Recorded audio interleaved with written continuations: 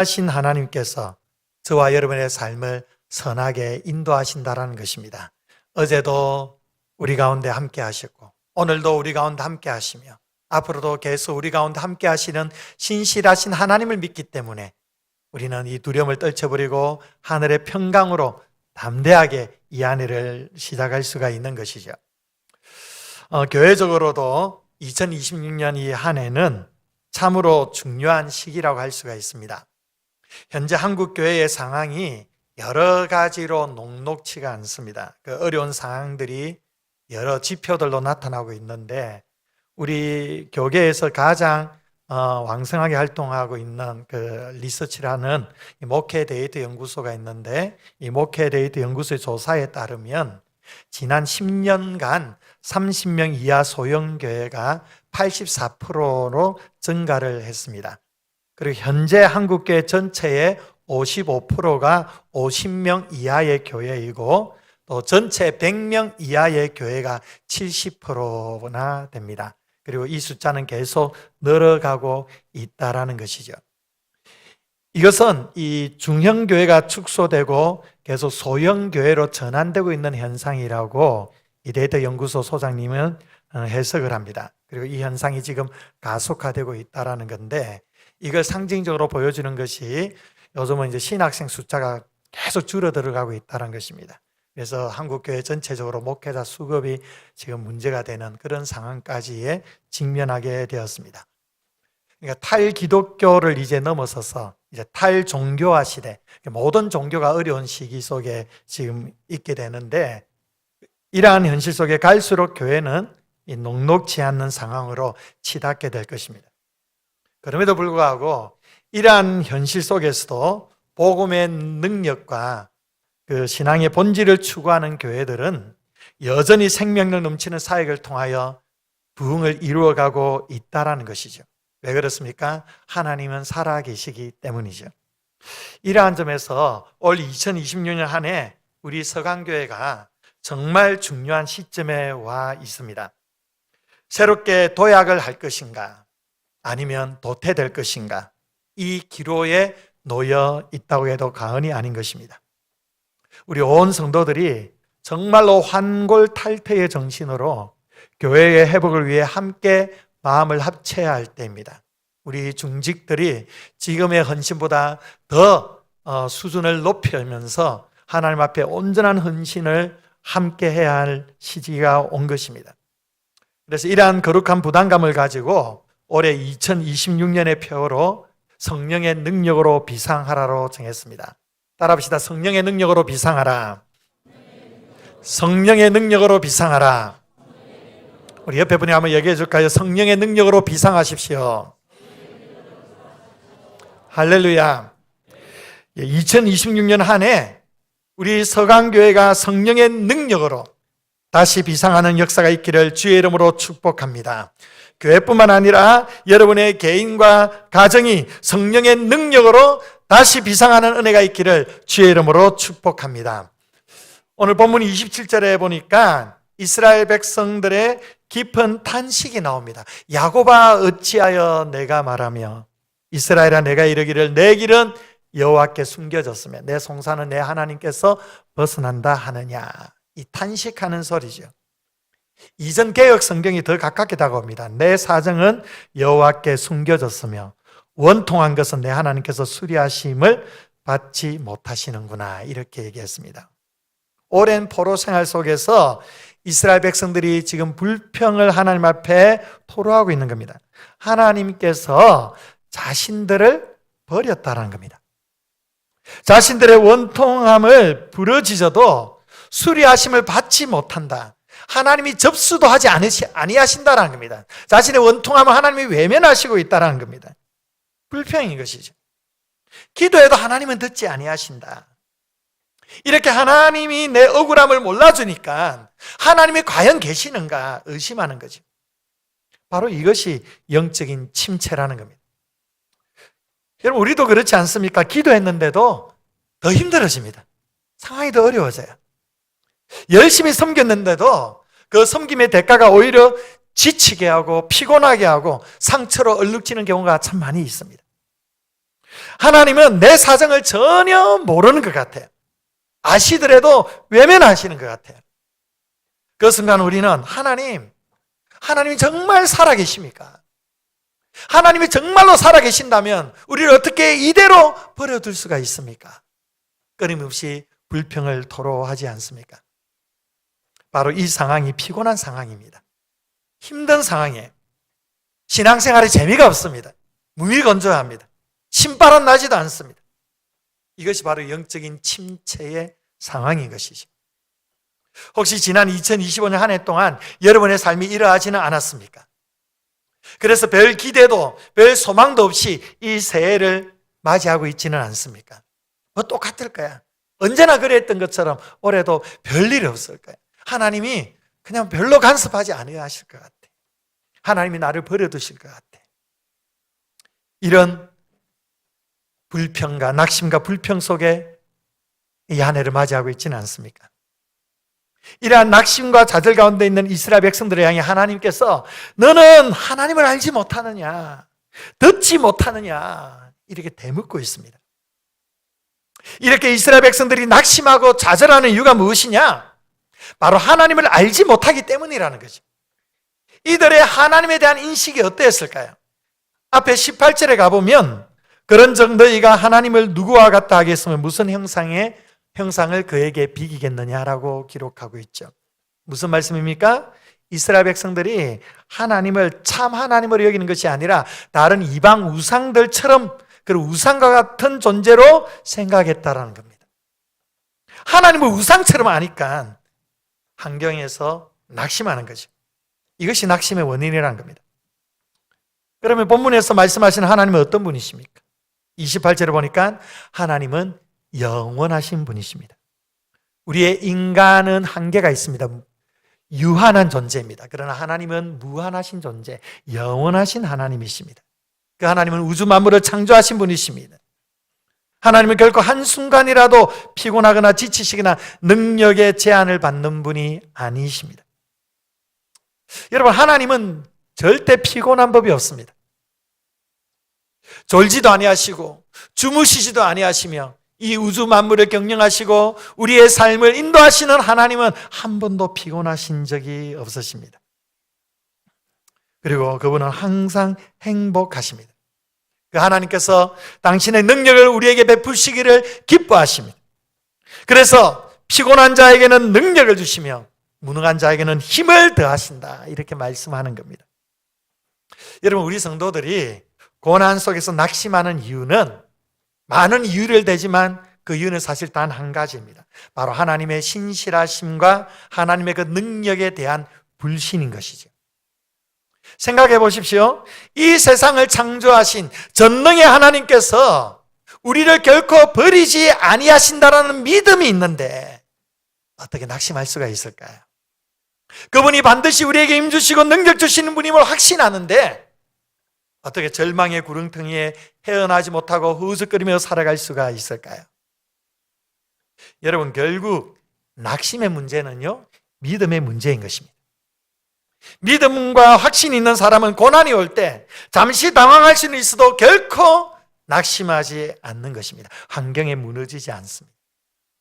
세상에서 너희가 환난을 당하나 담대하라, 내가 세상을 이기었노라. 예수님께서 말씀하셨습니다. 세상을 이겼노라. 승리하신 주님이 우리와 함께 하심을 우리가 믿고 있는데 어떻게 우리가 환경에 위축되고 마음이 무너져 내릴 수가 있겠습니까? 사랑하는 성도 여러분, 지금 낙심 가운데 계신 분이 계십니까? 그렇다면 먼저 하나님을 향한 여러분의 믿음을 점검해 보십시오. 낙심케 하는 그 문제가 아니라 나의 믿음이 문제라는 겁니다.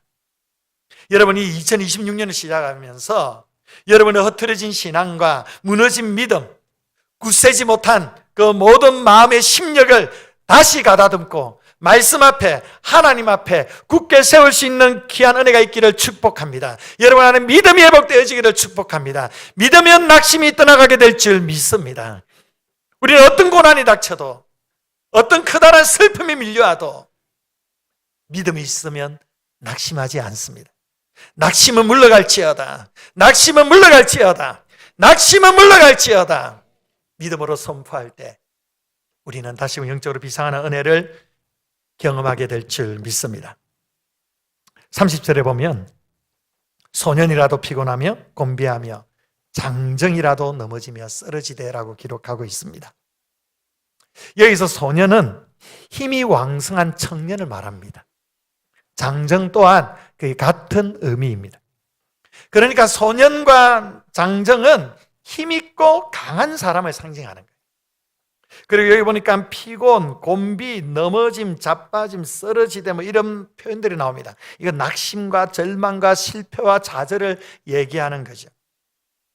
여러분, 이것이 인간의 한계입니다.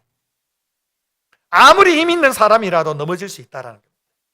아무리 강한 사람이라도 무너질 수 있고 낙심할 수가 있습니다. 여러분, 우리는 다 연약한 자들입니다.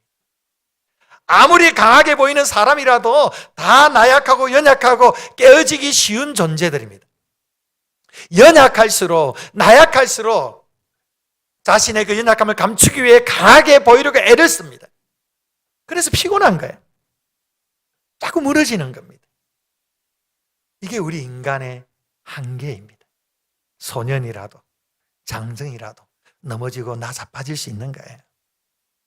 그럼에도 불구하고 우리는 자꾸만 내 힘으로 무언가를 해보려고 하는 거예요. 새벽도에 참 우리는 여러 가지 결심을 합니다. 올해는 성경을 반드시 일독을 하겠다. 올해는 열심히 새벽기도 나와서 기도하겠다. 열심히 직분을 가지고 충성 봉사하겠다. 여러분, 좋습니다. 우리가 그렇게 결단하셔야 됩니다. 그런데 우리 힘으로 하다 보니까 작심삼일이 되는 거예요. 여러분, 아무리 생생팔팔한 소년도 피곤해집니다. 장정도 나자빠집니다. 무너지는 것입니다. 그렇다면 대안이 무엇입니까? 29절이죠. 피곤한 자에게는 능력을 주시며 무능한 자에게는 힘을 더하신다. 여기에 우리 기독교 신앙의 역설이 있습니다. 내가 강하다고 믿는 소년과 장정은 쓰러집니다. 피곤하고 무능하고 무너지게 됩니다. 그러나 정말로 내가 피곤하고 무능하고 연약하다고 고백하면서 그 하나님 앞에 엎드린 자에게는 하나님의 능력이 임하게 되는 것입니다. 이렇게 하나님께서는 연약한 자에게 힘을 주십니다. 그 연약함을 가지고 주님을 바라는 영혼에게 하나님께서 능력을 부어주십니다. 그 능력으로 인해서 우리는 연약하지만 부족하지만 이 피곤함을 넘어서서 독수리처럼 힘찬 날개짓으로 비상하게 되는 것입니다. 여러분 가운데 이러한 은혜가 있기를 축복합니다. 그러면 어떻게 우리가 비상할 수가 있을까요? 31절에 보시면 오직 여호와를 앙망하는 자, 오직 여호와를 앙망하는 자는 새 힘을 얻을 것이다. 앙망이 무엇입니까?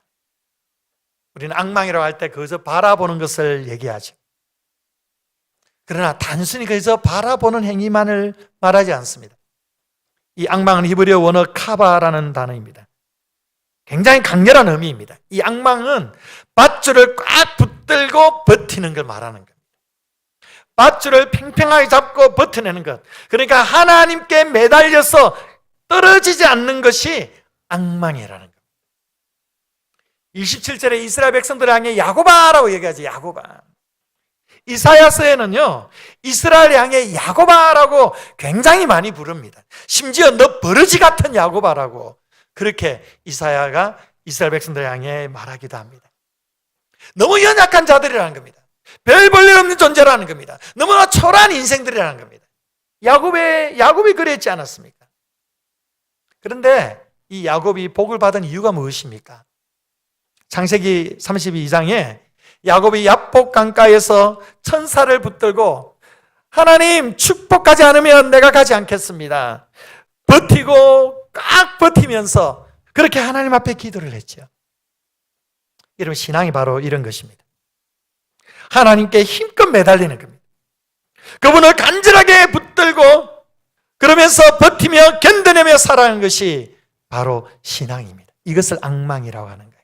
놀라운 것은요, 내가 하나님을 붙들고 버티고 버텨내면서 온 것 같지만 내가 버티는 그 삶의 이면에는 하나님이 나를 붙들어 주셨기 때문입니다. 하나님께서 우리가 하나님을 붙들고 넘어지고 앙망하며 살아갈 수 있도록 하나님께서 친히 우리를 붙들어 주셨기 때문에 우리가 하나님을 힘써 붙들며 견디고 버티며 믿음으로 살아올 수가 있는 것입니다. 이것이 앙망입니다. 하나님만을 전적으로 의지하고 그분께 모든 소망을 두고 그분의 도우심을 간절히 바라는 적극적인 신앙의 태도가 바로 앙망입니다. 여러분, 우리의 삶이 야곱처럼 자신의 힘으로 씨름하고 노력하는 그러한 삶에서 하나님의 간섭하심과 책임지심을 경험하는 이스라엘의 삶으로 변화되기 위해서는 오직 여호와 하나님을 앙망해야만 합니다. 이러한 믿음이 우리 가운데 필요한 것입니다. 이렇게 여호와를 앙망할 때 우리는 새 힘을 얻게 될 줄 믿습니다. 시편 29편 11절에 여호와께서 자기 백성에게 힘을 주시며 여호와께서 자기 백성에게 평강의 복을 주시리로다. 할렐루야. 여호와께서 힘을 주신다고 말씀하세요. 시편 138편 3절에도 내가 간구하는 날에 주께서 응답하시고 내 영혼에 힘을 주어 나를 강하게 하셨나이다. 여러분, 힘을 주시는 하나님 얼마나 좋습니까? 정말로 힘이 없는 우리에게 하루하루를 겨우 견디려고 버티려며 나약하게 살아가는 우리에게 하나님의 새 힘을 주신다면, 능력을 주신다면 얼마나 감격적입니까? 얼마나 큰 축복입니까? 여러분 모두에게 하나님께서 이러한 힘을 주실 줄 믿습니다. 예수님께서는 성천하시기 전에 제자들에게 오직 성령이 너희에게 임하시면 너희가 권능을 받고 라고 말씀하셨습니다. 권능을 받고. 그러니까 이 새 힘은 그 성령의 능력을 의미하는 것입니다. 내 힘이 바닥났을 때, 내가 아무것도 할 수 없다라고 다 하나님 앞에 항복할 때에 성령께서는 비로소 당신의 능력을 우리 안에 주입해 주시는 것입니다. 그러면서 독수리가 날개치며 올라가는 새 힘으로 비상하게 된다고 말씀하죠. 여기서 독수리가 날개치며 올라간다는 것에 주목하십시오. 여러분, 독수리는요 참새처럼 요란한 날개짓으로 하늘을 오르지 않습니다. 참새들은 날개짓을 온갖 요란하게 해도 그렇게 많이 높이 올라가지를 못합니다. 독수리는 그렇게 날개짓하지 않습니다. 여러분, 동영상이나 이런 TV나 이렇게 가끔 이 독수리가 하늘을 날아오는 걸 여러분 보시지 않습니까? 얼마나 멋있습니까? 그 위용이 얼마나 대단합니까? 여러분, 독수리는요 바위 끝에서 바람을 기다립니다. 그리고 뜨거운 상승 기류가 불어올 때 그래서 날개를 활짝 펼 뿐입니다. 그러면 그 거대한 바람이 독수리를 채가듯이 하늘 높이 뛰어 올리는 것입니다. 여러분, 신앙생활은요 내가 파닥파닥 거리는 게 아니에요. 성령이라는 거룩한 바람에 내 인생을, 내 삶에 날개를 맡겨드리는 거예요. 내가 열심히 하는 기도보다 더 무서운 것이 성령에 붙들린 기도입니다. 내가 애쓰며 헌신하는 것보다 더 위대한 것은 성령 안에 행하는 헌신인 거예요. 많은 성도들이 자기 날개짓으로 신앙생활하는 거예요. 그래서 늘 피곤합니다. 얼마나 피곤하겠어요. 매 날개짓 하고 있으니까. 그러다 보니까 목사님 지쳤어요. 봉사하다가 지치고 힘들어요. 이제 좀 쉬고 싶어요. 직분 맡기 싫어요. 지금 고개 숙이시면 몇 분 보이는 것 같습니다. 왜 지칠까요? 왜 지칠까요? 내 힘으로 파닥파닥거리니까, 내 힘으로. 성령의 바람을 타지 않기 때문입니다. 독수리는 상승 기류를 타면 수킬로미터를 날개짓 한 번 안 하고 이동할 수가 있습니다. 여러분, 이것이 성령의 능력입니다. 내 의지가 아니라 성령께서 친히 견인하시는 힘으로 가는 것. 성령의 바람에 내 삶을 온전히 내어 맡겨드리며 나아가는 것. 이것이 진짜 신앙입니다. 신앙은요, 내 힘으로 하는 게 힘든 게 아니고 불가능한 것입니다. 신앙은 성령의 능력으로 행하는 것입니다. 성령의 능력으로 우리는 영적으로 비상하게 되는 것입니다. 이 성령의 능력은 우리에게 놀라운 선물을 주십니다. 두 가지를 얘기하는데요. 하나는 다른 박질하여도 곤비하지 않는다. 다른 밭이라 해도 곤비하지 않는다. 그리고 걸어가도 피곤하지 않는다. 먼저 다른 밭이라 해도 곤비하지 아니하다라는 말씀. 이 다른 밭일한다는 건 뭘 의미하는 것일까요? 바로 성도들이 달려갈 사명을 말하는 겁니다. 사도행전 20장 24절에 이렇게 기록하죠. 우리 한 목소리 읽어볼까요? 시작.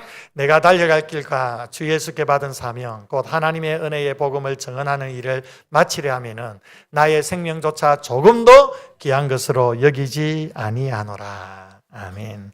나의 달려갈 길과 주 예수께 받은 사명. 달려갈 길이 사명이라는 겁니다. 성경에서는 이렇게 우리의 사명에 대해서 달려간다, 경주한다는 표현을 많이 사용합니다. 성도는요, 우리에게 주어진 달려갈 길을 다 마친 후에야 영원히 썩지 않는 영광스러운 면류관을 얻을 수가 있는 것입니다.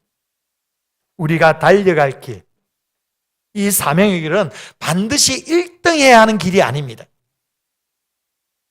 분명한 것은 반드시 완주해야 하는 길이라는 겁니다. 완주하지 않으면 우리는 썩지 아니할 그 영광스러운 면류관을 얻을 수가 없는 것입니다. 문제는 우리에게는 마지막 피니시 라인까지 달려갈 수 있는 힘이 부족하다는 데 있습니다. 평생을 달려야 하는 길인데 그 힘이 없는 겁니다. 우리의 힘으로만 달리려 하니까 지쳐서 포기할 수밖에 없는 것입니다. 그래서 사도 바울이 안타까이 여기면서 대만은 세상을 향해 갔고 열심히 달려가다가 낙오해버리는 거예요. 달려갈 힘이 없으니까. 여러분, 우리는 나의 힘이 아니라 하나님이 주시는 새 힘으로 신앙의 경주를 온전히 경주할 수 있는 것입니다.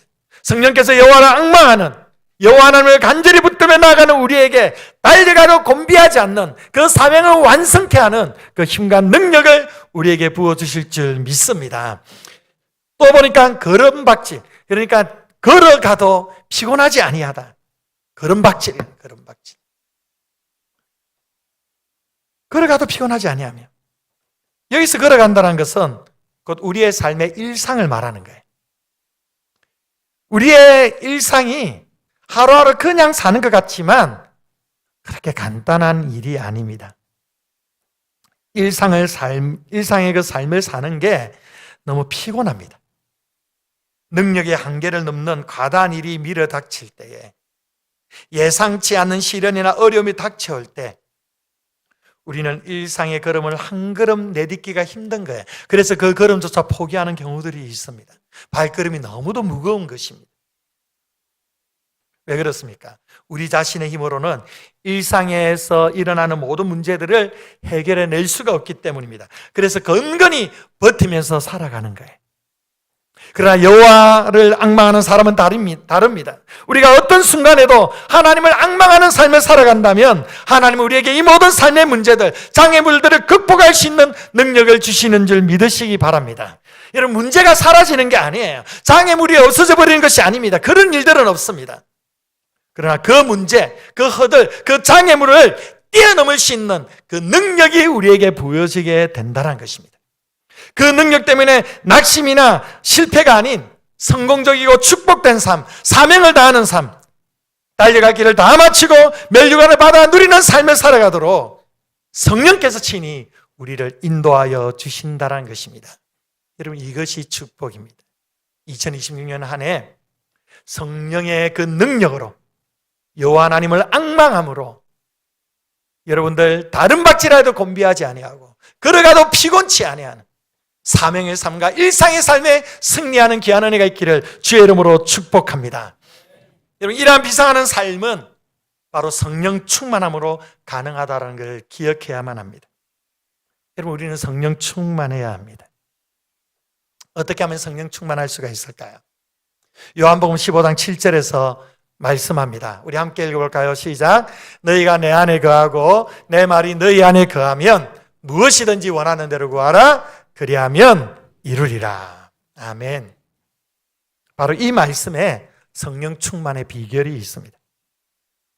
예수님께서 먼저 너희가 내 안에 거하고 내 말이 너희 안에 거하면, 내 말이, 예수님의 말씀이 너희 안에 거하면 이렇게 말씀하셨어요.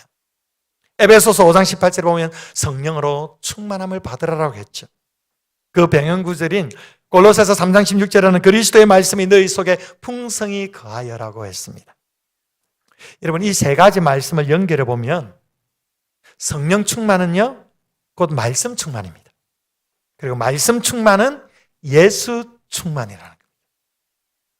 예수 그리스도의 말씀이 우리 안에 거하면 그것이 성령 충만이고 그것이 바로 말씀 충만이라는 겁니다.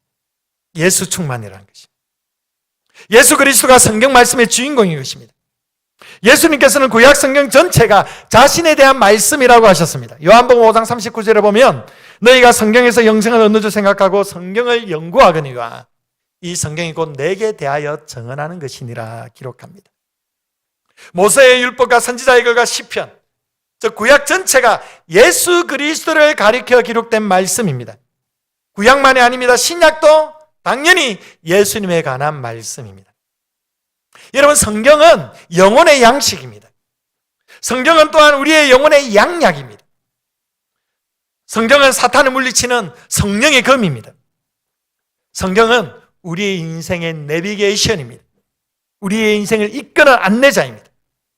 성경은 지혜와 지식의 보물창고예요. 그래서 말씀을 통해 지혜를 얻게 되는 겁니다. 이 성경 말씀이 우리 안에 거주하면 예수님이 우리 안에 깊이 교제하는 것입니다. 그 안에 성령 충만함이 있는 겁니다. 여러분은 지금껏 성경 전체를 몇 번 읽으셨습니까? 혹시 여러분들 성경 전체를 여태껏 한 번이라도 읽지 않으신 분은 계시지 않습니까? 주일 예배 시간에 설교 본문을 잠시 찾아 읽어보는 것이 여러분의 성경을 읽는 것의 전부는 아닙니까? 여러분, 올 한 해는 정말로 성경을 한번 읽독을 해보십시오. 도전을 하십시오. 하기 힘드신 분들은 오늘까지 기회입니다. 리딩 지저스로 들어오십시오. 그러면 다 같이 함께 일독할 수가 있어요. 그리스도 중심으로 성경을 읽을 수가 있습니다. 여러분, 우리가 왜 성령의 능력을 체험하지 못할까요? 그것은 말씀으로 예수 안에 거주하지 않기 때문입니다. 성경 말씀이 여러분 속에 거주하게 하는 가장 좋은 방법이 성경을 밤낮으로 주야로 묵상하는 것입니다. 다윗은 목동이었는데 당시 세계에서 가장 위대한 왕이 되었죠. 그의 삶이 형통하고 번창한 비결은 하나님의 말씀을 밤낮으로 묵상하는 데 있었습니다. 시편 1편 1절에 3절에 말씀하셔서 복 있는 사람은 악인들의 꾀를 따르지 아니하고 죄인들의 길에 서지 아니하며 오만한 자들의 자리에 앉지 아니하고 오직 여호와의 율법을 즐거워하여 그의 율법을 주야로 묵상하는 자로다. 그는 시냇가에 심은 나무가 철을 따라 열매를 맺으며 그 잎사귀가 마르지 아니한 것 같으니 그가 하는 모든 일이 다 형통하리로다. 시편 1편에서 시냇가에 심겨진 나무, 철을 따라 열매를 맺고 그의 잎사귀가 마르지 아니하고 그가 하는 모든 일이 형통한 이 은혜는 어디서 오는 것입니까? 말씀을 묵상하는 데 있다는 것입니다. 여러분, 묵상하는 우리의 내면에 말씀으로 채우는 작업입니다. 그래서 골로새서 3장 16절에 그리스도의 말씀이 너희 속에 풍성히 가요. 주님의 말씀이 우리 안에 충만해야 된다는 것입니다. 하나님의 말씀이 충만하게 채워지면 우리의 삶에 말씀이 흘러나오게 됩니다. 우리 성도들의 삶의 능력은 바로 이 말씀으로부터 오는 것입니다. 저는 우리 교회가 말씀이 살아있는 교회, 말씀이 역사하는 교회, 말씀으로 성도들이 변화되고 말씀으로 흥하는 그런 교회가 될 수 있기를 축복합니다. 여러분, 매주 설교 말씀을 잘 들으십시오. 그리고 집에 가서 여러분 주보 새로 이렇게 또 바뀌었는데 주보 앞에 QR코드가 있죠. 앞자리에 이 QR코드를 찍으시면 교회 홈페이지에 들어가게 됩니다. 거기에 올라와 있는 설교 동영상을 한 번 더 들어보십시오. 또 새롭게 다가오게 될 것입니다. 그리고 성경을 열심히 읽으십시오. 또 매주 한 구절씩 말씀을 암송하시고 묵상하십시오. 그래야 할 때 여러분의 심령에 말씀으로 충만하게 채워지게 될 것입니다. 이 말씀의 능력이 성령 충만함 속에 우리의 삶을 비상하게 하는 것임을 믿으시기를 바랍니다. 그리고 기도해야 합니다. 7절에 다시 보면 15장 7절에 다시 보면 너희가 내 안에 거하고 내 말이 너희 안에 거하면 무엇이든지 뭐 하라고요? 원하는 대로 구하라. 그리하면 이루리라. 여러분, 말씀으로 충만하게 채워지기 위해서는 기도가 함께 가야 한다는 거예요. 기도는 말씀의 소화제입니다. 기도가 없으면 하나님의 말씀을 잘 소화하지 못합니다. 하나님의 말씀을 잘 소화하지 못하니까 말씀이 자신에게 적용이 안 됩니다. 다른 사람에게만 자꾸 적용시키려고 하는 거예요. 그래서 그 말씀이 정죄의 도구가 되는 거예요. 말씀을 잘 소화해야 합니다. 그러기 위해서는 기도해야 됩니다. 말씀이 채워지는 만큼 기도의 분량도 더 많이 늘어나야 되는 겁니다. 다음 주부터 시작될 2주간의 특세에 적극적으로 참석하시길 바랍니다. 기도의 영성을 깨우시기를 바랍니다. 잠들어 있으면 결코 비상할 수가 없습니다. 금요 기도에도 많이 나오셔서 뜨겁게 부르짖고 기도하십시오. 기도가 넘쳐야 은혜가 넘치는 겁니다. 우리 안에 말씀이 거할 때 그 말씀으로 하나님 앞에 간절히 기도하는 것입니다.